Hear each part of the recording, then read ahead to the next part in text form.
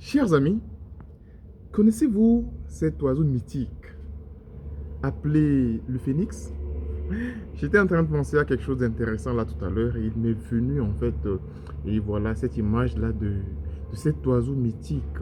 Et je pense que vous le connaissez certainement.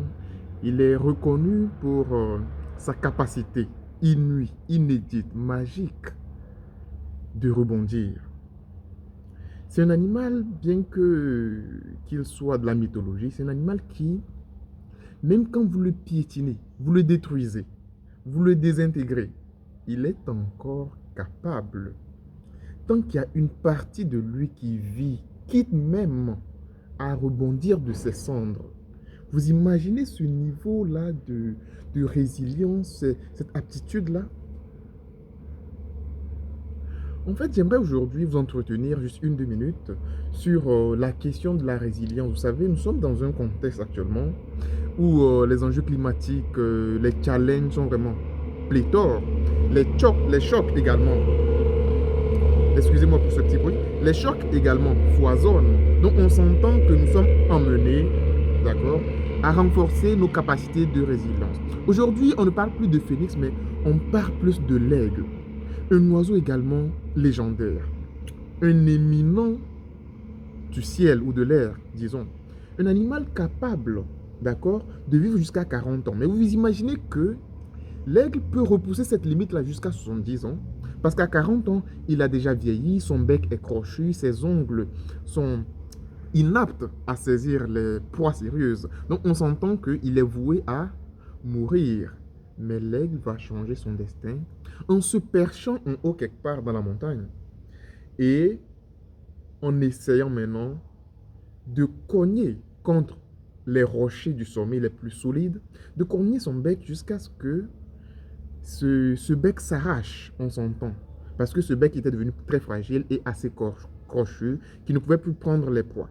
Jusqu'à ce que ce bec s'arrache. Une fois que ce bec s'arrache, qu'est-ce qu'il fait? Il s'attaque à ses ongles ou à ses griffes qu'il arrache à l'aide de son bec. Et tout ce processus-là prend pratiquement 2 mois, au moins.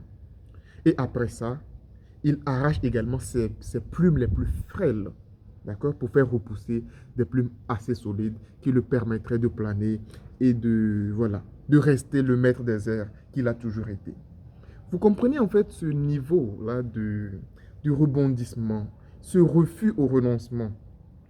Aujourd'hui, ce sujet est intéressant parce que, comme je le dis, d'aucuns sont convaincus qu'il faut être seul.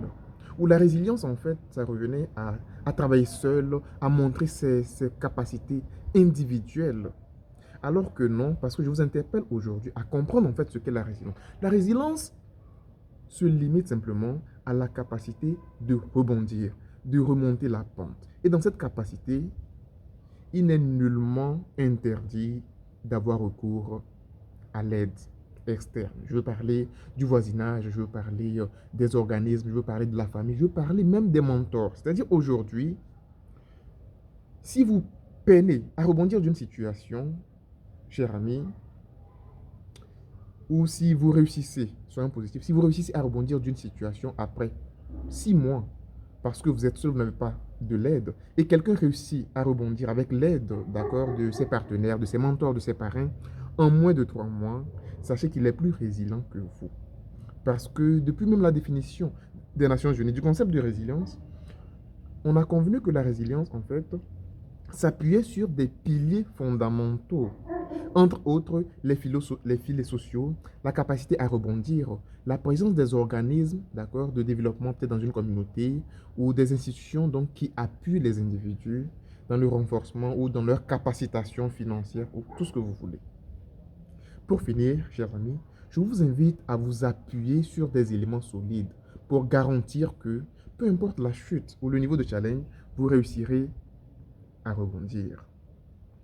Appuyez-vous, essayez de vraiment vous bâtir sur une ossature assez solide, sur un squelette assez solide, de sorte que quand viendront les challenges, les défis, chers amis, vous serez à même de réussir, sans vous limiter ou vous circonscrire à votre seul être personnel, parce que, encore une fois, la résilience, c'est l'ensemble des capacités que vous pourrez mobiliser pour vous élever ou pour reprendre donc la pente. Merci de votre attention et j'espère qu'on aura des échanges un peu plus fréquemment. Bye bye.